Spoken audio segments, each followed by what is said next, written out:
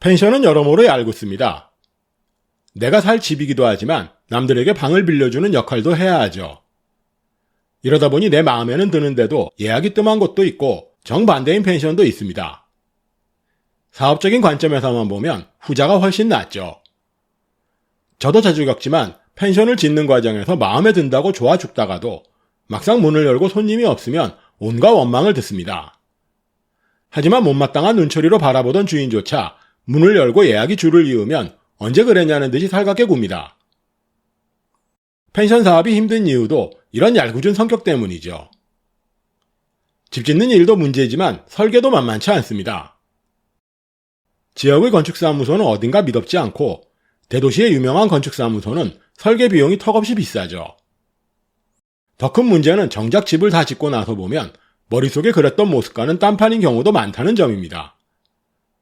그런데 여기에는 무서운 함정이 숨어 있습니다. 여러분이 생각하는 멋진 펜션과 건축사무소가 설계한 펜션은 출발부터가 다르다는 점이죠. 이건 또 무슨 소릴까요?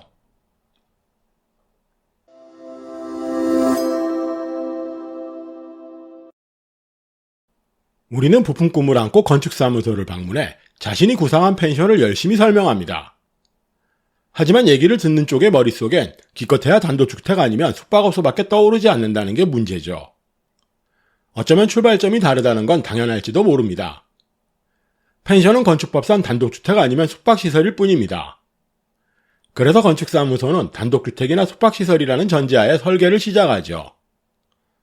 그렇다고 건축주의 의견을 깡그리 무시한다는 얘기는 아닙니다. 오히려 건축주의 의견을 최대한 맞추는 쪽으로 설계를 진행하죠.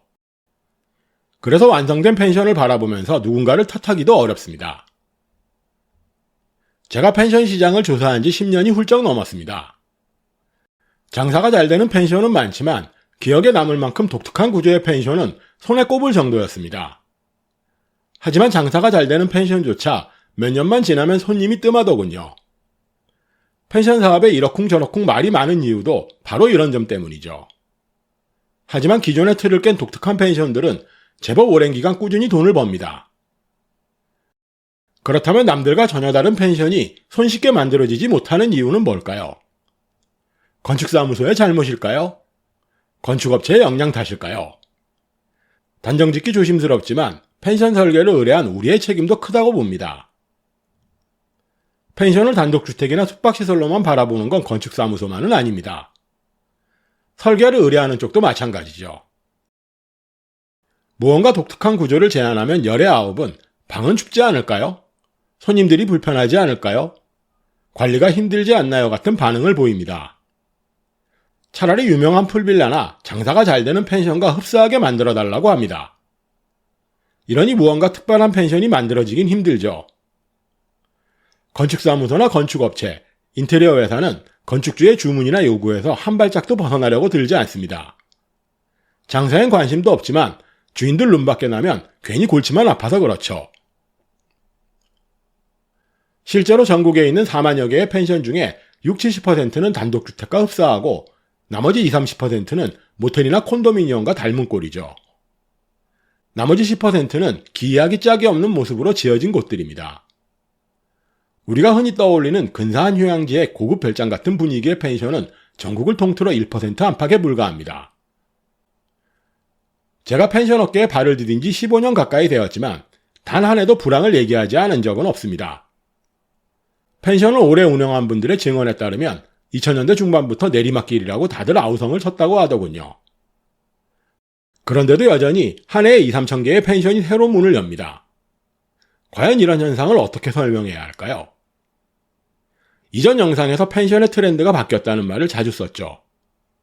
그저 있는 척하려고 하는 얘기가 아닙니다. 실제로 소비자들이 원하는 펜션의 모습은 불과 2-3년 전과도 크게 달라졌죠. 그렇다면 구체적으로 어떤 점이 달라졌을까요?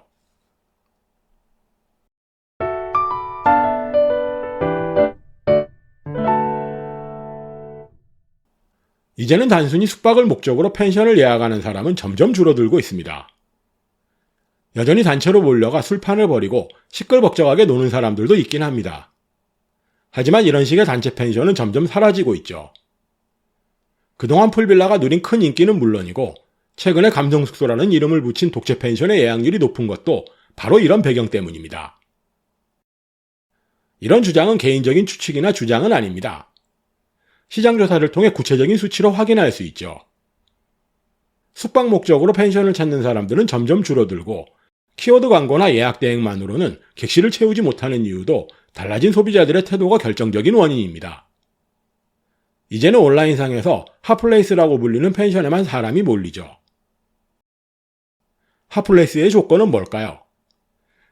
인기 많은 펜션을 찾는 사람들은 따뜻한 방이나 편리한 객실을 원하는 게 아닙니다. 무언가 색다른 공간을 원하죠. 그래서 펜션 사업에 성공하고 싶다면 내 마음에 드는 펜션이 아니라 고객들의 눈높이에 맞는 펜션을 만들어야 합니다. 자, 앞에서 길게 자락을 깐 이야기가 무슨 뜻인지 이해가 되시나요? 손님들 입장에서 펜션은 오랜 기간 살아야 할 주택이 아닙니다. 편리하고 쾌적한 객실을 원한다면 호텔이나 리조트가 훨씬 낫죠. 사람들은 일상에서 흔히 누리던 공간과는 사뭇 다른 분위기를 원합니다. 그래서 다소 춥고 불편해도 독특한 구조의 펜션을 만들어야 합니다.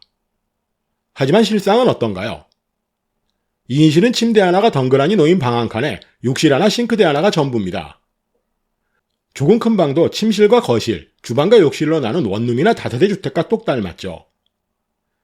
나름 근사해 보이는 풀빌라조차 수영장을 빼면 늘 보던 펜션 객실과 크게 다르지 않습니다. 이러니 차별화는 고사하고 불과 몇 년만 지나면 신축 펜션에 밀려 예약이 줄어들죠. 그렇다면 어떻게 해야 할까요? 무엇보다도 자신이 만들 펜션의 설계에 깊숙이 관여해야 합니다. 건축 설계는 능력 있는 건축가의 손에 일필휘지로 완성되는 게 아닙니다. 설계를 의뢰받는 순간부터 몇 번의 단계를 거쳐서 완성되죠. 물론 우리가 기술적인 부분에 가타부타 토를 달긴 힘듭니다. 하지만 실질적인 설계 전에 서로의 의견을 교환하는 기획 설계는 다릅니다. 기획 설계는 펜션의 기능이나 형태, 구조를 서로 의논하는 과정이라 기술적인 얘기가 오고 가진 않습니다. 다만 최종적인 건물의 형태나 구조는 기획 설계 과정에서 어느 정도 완성됩니다. 물론 자신의 의도를 건축사무소에 전달하는 일조차도 쉽지는 않습니다. 이건 또 왜 그럴까요?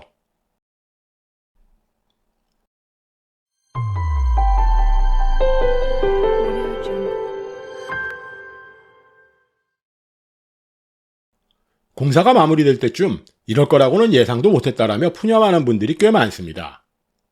왜 이런 반응이 나오는 걸까요? 종이에 그려진 건축 도면을 보면서 완성된 건물의 모습을 상상하기란 쉽지 않습니다.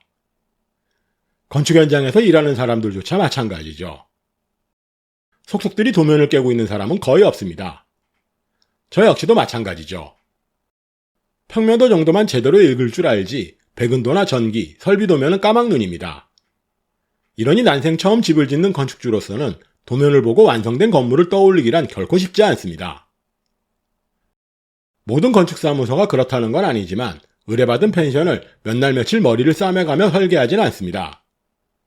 펜션하면 떠오르는 구조를 약간만 변형해 설계하죠. 심지어 이미 써먹은 도면을 고쳐서 설계하는 경우도 있습니다. 실제로 시장 조사를 하다 보면 같은 지역에 엇비슷한 펜션이 꽤 많은 걸 봅니다. 대표적인 지역이 통영시죠. 건축사무소에서 도면을 돌려 쓴 탓도 있지만 건축주가 꼭 집어서 비슷하게 설계해달라고 요구하기도 합니다. 이래서는 곤란하죠. 자신만의 특별한 펜션을 만들기 위해 최선을 다해야 합니다. 상식적으로 접근하면 펜션 설계는 딱히 복잡하지 않습니다. 고작 해야 70평 남짓한 건물일 뿐이죠.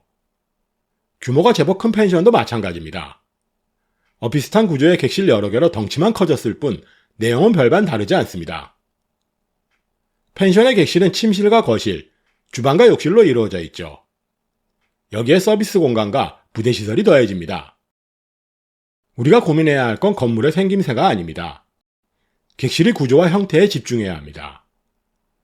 내가 운영할 펜션에 어울리는 객실 형태를 골라 침실과 거실, 주방과 욕실을 어디에 둘지 정하면 됩니다. 커플 펜션은 원룸형이 안성맞춤이고 가족 펜션은 각각의 공간이 따로 있는 분리형이 어울리죠. 2층이나 다락처럼 생긴 복층도 색다르지만 애견이나 키즈 펜션은 피해야 할 형태입니다. 인테리어도 건축 설계에 많은 영향을 받습니다. 같은 자재를 써도 객실의 형태나 구조에 따라 효과는 천차만별이죠. 마치 똑같은 옷을 입어도 입는 사람의 체격에 따라 느낌이 전혀 다른 것처럼 말입니다. 어떻게 이해가 되시나요? 물론 여전히 무슨 얘기인지 얼떨떨 하실 겁니다. 설계라는 말에서 풍기는 부담감도 크겠죠.